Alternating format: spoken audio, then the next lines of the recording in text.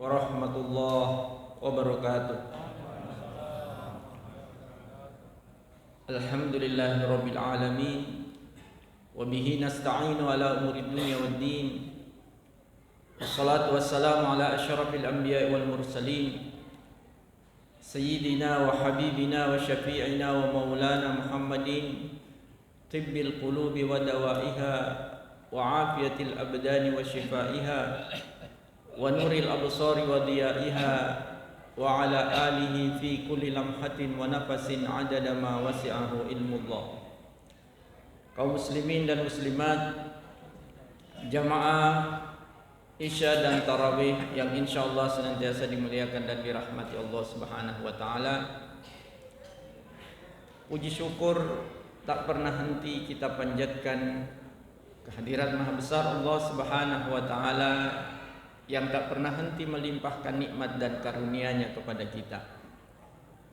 Salawat dan salam demikian pula tak pernah lupa dan alpa kita kirimkan, kita haturkan keharibaan junjungan Nabi besar Muhammad sallallahu alaihi wasallam serta keluarga, sahabat dan pengikut beliau hingga akhir zaman insyaallah.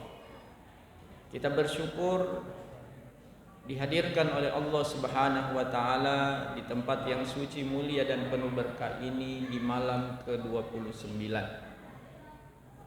Boleh jadi menjadi malam terakhir dan boleh jadi masih ada malam yang ke-30.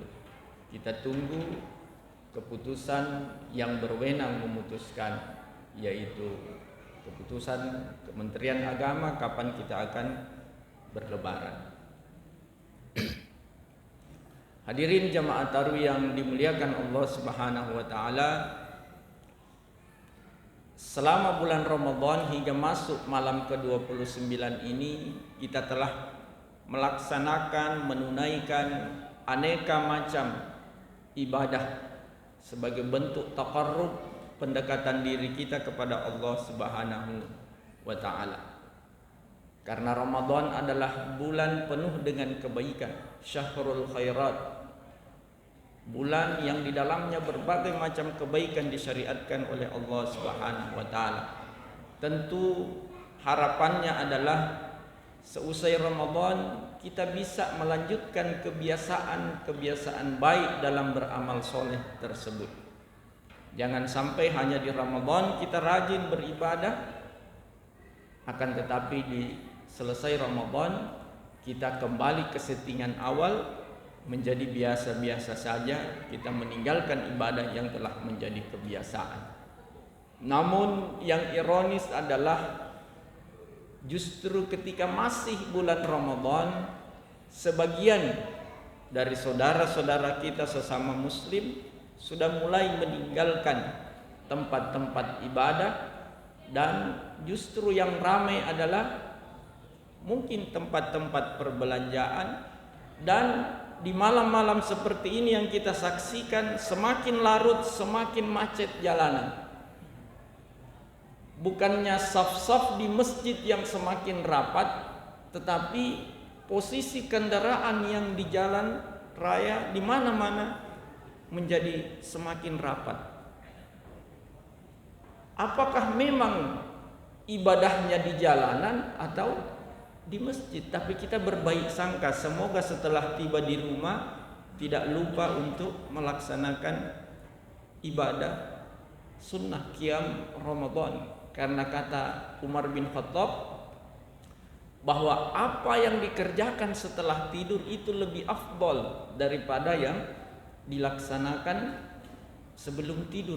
Barangkali saudara-saudara kita yang lain memilih itu, memilih yang lebih afdol nanti setelah tidur. Mudah-mudahan agar supaya nanti seusai Ramadan kebiasaan ibadah ini menjadi kebiasaan yang tidak dapat ditinggalkan. Kaum muslimin jamaah tarawih yang dimuliakan Allah Subhanahu wa taala, tentu kita berharap yang kita siapkan selama Ramadan ini adalah persiapan rohani kita. Karena itu yang akan kita hari rayakan, yang akan kita rayakan di hari raya Idul Fitri, yaitu kesucian jiwa kita, kebersihan hati kita, kembalinya kita kepada kesucian tanpa dosa. Tapi bagaimana kesucian itu diraih jika momen-momen ibadah justru ditinggalkan? Lalu sibuk mempersiapkan tampilan fisik kita pada saat hari raya nanti. Baju apa yang akan dipakai, seperti apa kita akan tampil di depan keluarga, sanak famili. Sibuk menyiapkan persiapan fisik. Padahal yang hendaknya disiapkan selama Ramadan ini adalah tampilan rohani kita. Agar ketika 1 Syawal, Idul Fitri yang sering kita sebut sebagai hari kemenangan, hari kesucian, kembalinya kita kepada fitrah. Memang benar-benar kita mendapatkan kesucian karena kita telah melaksanakan ibadah-ibadah yang mengikis dosa-dosa yang pernah kita lakukan. Tetapi jika kesucian jiwa tidak tercapai, pembersihan rohani kita tidak tercapai dengan meraih maghfirah, ampunan Allah Subhanahu wa taala, inilah yang akan menjadi hijab penghalang bagi kita untuk melanjutkan kebiasaan ibadah di luar Ramadan. Maka jangan heran jika Ramadan masjid relatif lebih ramai, tetapi selesai Ramadan jemaah di masjid berkurang lagi, kembali seperti sebelum Ramadan. Anggota tetap saja yang sering di saf pertama itu yang selalu ada di masjid. Karena apa? Karena hijab yang menghalangi kita untuk konsisten ibadah kepada Allah Subhanahu wa taala, hijabnya tidak hilang. Apa yang menjadi hijab? Ada dosa yang kita lakukan yang belum mendapatkan pengampunan dari Allah Subhanahu wa taala. Kenapa belum mendapatkan pengampunan? Karena memang kita tidak mengejar ampunan itu. Yang mendapatkan pengampunan bersihlah jiwanya, rohaninya kembali suci. Tetapi kalau tidak mendapatkan pengampunan, tetap saja kotor dan menjadi hijab untuk menunaikan ibadah. Ada seorang pemuda datang kepada Imam Hasan Al-Basri. Dia mengatakan, "Wahai Imam, saya mendengar bahwa setiap maksiat itu, setiap dosa itu ada sanksinya." Terus terang dia mengatakan, "Terus terang saya banyak berdosa kepada Allah, tetapi saya tidak merasa pernah dihukum oleh Allah. Saya baik-baik saja." Maka Imam Hasan Al-Basri mengatakan, "Nak, sebenarnya sudah banyak kali Allah menghukummu, tetapi engkau yang tidak merasa terhukum." Pemuda itu mengatakan, "Bagaimana bisa?" Maka Imam Hasan Al-Basri mengatakan, "Tidak pernahkah kau merasa bahwa saat kau beribadah, kau tidak merasakan nikmatnya ibadah? Ibadahnya hambar, sehingga yang beribadah itu ingin lekas-lekas selesai. Kalau imamnya baca lebih dari 2 ayat, manokok-nokok. Kenapa lama sekali imamnya? Karena dia tidak merasakan nikmatnya ibadah. Padahal Nabi dalam 1 rakaat itu, kalau sholat qiyamul lail, qiyam Ramadan, bukan hanya 1 juz dibaca, bukan hanya 2 juz, lebih dari 2 juz dibaca dalam 1 rakaat. Kalau Nabi bacanya lebih 2 juz dalam 1 rakaat, kita bacanya hanya 2 ayat. Imamnya terpaksa baca 2 ayat karena pesanannya seperti itu. Jemaahnya tidak tahan kalau lebih dari 2 ayat. Apalagi kalau 2 halaman, apalagi kalau 2 juz. Apa yang menjadikan itu? Karena kita tidak merasakan, kehilangan rasa pada saat ibadah kepada Allah, pada saat bermunajat kepada Allah. Hilangnya rasa nikmat dalam ibadah itu adalah hukuman dari Allah Subhanahu wa taala akibat ada maksiat yang pernah kita lakukan. Karena maksiat itu akan menghijab kita dari merasakan nikmatnya ibadah. Lalu Imam Hasan Al-Basri melanjutkan, "Tidakkah kau merasa bahwa berlalu hari-hari yang panjang tanpa kau sempat membaca Al-Quran? Ketika kita tidak bisa baca Al-Quran, tidak punya waktu baca Al-Quran, sebenarnya kita terhukum, kata Imam Hasan Al-Basri. Kenapa? Karena Al-Quran itu adalah sapaan Allah untuk hamba-hambanya.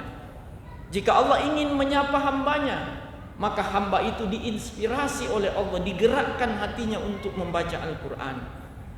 Karena isi ayat-ayat Al-Quran adalah kalam ilahi yang Allah sapa hambanya lewat kalamnya yang ada dalam ayat-ayat Al-Quran. Tentu kita akan tersinggung ketika tidak disapa oleh orang-orang di sekitar kita. Begitulah seorang hamba ketika tidak disapa oleh Allah, tandanya adalah dia tidak punya kesempatan untuk membaca Al-Quran. Itu hukuman tetapi tidak dirasakan oleh yang mengalaminya. Lalu lanjut Imam Hasan Al-Basri, tidakkah kau merasa malam-malam panjang berlalu tanpa engkau sempat untuk melaksanakan qiyamul lail, untuk beribadah di malam hari kepada Allah Subhanahu wa taala? Padahal setiap malam Allah mencari hamba-hambanya, may yastaghfiruni fa'aghfir lahu. Mana hambaku yang memohon ampun kepadaku, pasti aku ampuni. Di siang hari kita berdosa, solusinya di malam hari. Allah ampuni kita di malam hari, asal kita datang memohon ampun kepada Allah di sepertiga malam terakhir. Seberapapun banyaknya dosa kita, kata Allah dalam hadis qudsi, ya bani Adam lau balagat dzunubuka ananas sama summa astaghfartani ghafartu laka wala ubali. Wahai anak Adam, wahai anak cucu Adam, seandainya dosamu setinggi langit, lalu engkau datang kepadaku memohon ampun, pasti aku ampuni dan aku tidak peduli seberapapun besarnya dosamu. Karena Allah Maha Pengampun. Sebesar-besarnya dosa seorang hamba, jauh lebih besar ampunan Allah Subhanahu wa taala, asal seorang hamba datang memohon ampun. Tetapi ketika kita tidak datang memohon ampun, maka dosa, maksiat yang kita lakukan akan menghijab kita, menjadi penghalang bagi hati kita untuk mendekat takarrub ilallah. Semangat beribadah tidak ada, kalaupun beribadah, ibadah hampa, tidak ada rasanya. Selalu ingin cepat-cepat selesai ketika membaca Al-Quran, selalu ingin cepat-cepat selesai, selalu merasa capek ketika sholat. Padahal Nabi sendiri ketika sholat, beliau merasakan kenikmatan.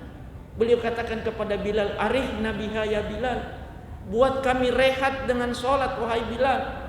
Artinya Nabi memerintahkan kepada Bilal untuk mengumandangkan azan agar bisa merasakan rehat, kenyamanan pada saat sholat. Kalau kita ingin cepat-cepat selesai sholat supaya bisa rehat dari sholat. Kalau Nabi justru rehatnya, istirahatnya itu pada saat sholat. Ju'ilatis sholatu qurrata ainin li. Sholat itu kata Nabi dijadikan sebagai kesempatan untuk merasakan kenikmatan bagiku, kata Rasul. Sehingga Rasul merasakan nikmat pada saat sholat. Kalau kita justru merasakan capek pada saat sholat. Kenapa kita tidak merasakan nikmatnya? Karena hilang rasanya, karena hijab tadi. Maka Ramadan ini, apalagi di detik-detik terakhir Ramadan, pastikan bahwa kita melakukan upaya untuk kembali kepada Allah, taubat kepada Allah, memohon ampun kepada Allah, agar kesalahan-kesalahan yang pernah kita lakukan, maksiat yang pernah kita lakukan, diampuni oleh Allah dan tidak menjadi hijab bagi kita untuk melaksanakan amal soleh selepas Ramadan nanti. Seorang ulama mengakui bahwa pernah beliau terhalang, tidak bisa sholat malam selama 5 bulan. Padahal kebiasaannya sholat malam setiap malam. Tetapi pernah selama 5 bulan tidak bisa bangun sholat malam. Beliau mengatakan, itu disebabkan karena satu dosa yang saya lakukan. Kalau kita tidak tahu lagi yang mana dosa yang pernah kita lakukan. Mungkin karena terlalu banyak. Tetapi ulama ini dia tahu kapan dia melakukan dosa. Ternyata beliau pernah hanya di dalam hati berkata ketika melihat orang yang menangis, dia mengatakan, pasti ini orang cari perhatian, mau dibilang. Hatinya berkata seperti itu. Gara-gara itu 5 bulan dia tidak bisa melaksanakan ibadah yang menjadi kebiasaannya, yaitu sholat malam. Apalagi jika kita melakukan, kita meremehkan orang, kita merendahkan orang, apalagi kita menyakiti, mengambil haknya orang dan lain sebagainya, yang merupakan maksiat di sisi Allah Subhanahu wa taala. Boleh jadi itu yang menghalangi kita untuk konsisten, untuk menjadikan ibadah itu sebagai kebiasaan, karena terhijab oleh maksiat yang pernah kita lakukan. Allah hadirkan Ramadan, dan Ramadan seluruhnya adalah momen pengampunan dari Allah Subhanahu wa taala. Bahkan malam terbaik Ramadan pun, yaitu malam Lailatul Qadar, adalah malam pengampunan dari Allah Subhanahu wa taala. Dan Nabi mengajarkan kepada istri tercinta agar membaca doa yang sering kita baca setiap malam. Allahumma innaka afuwun tuhibbul afwa fa'fu anna, atau kalau sendiri fa'fu anni. Maka doa ini jangan sekedar dilantunkan, dilagukan saja, tetapi tidak dihayati maknanya. Rasakan bahwa kita sedang memohon ampunan Allah Subhanahu wa taala di bulan yang penuh dengan ampunan Allah. Semoga Ramadan ketika berakhir kita mendapatkan kesucian jiwa kita, kebersihan rohani kita dari dosa-dosa yang pernah kita lakukan, sehingga kita tidak terhijab untuk tetap menjaga kebiasaan beramal soleh setelah Ramadan nanti. Lebih dan kurangnya mohon maaf. Wallahul muwaffiq ila aqwamit thoriq. Wassalamualaikum warahmatullahi wabarakatuh.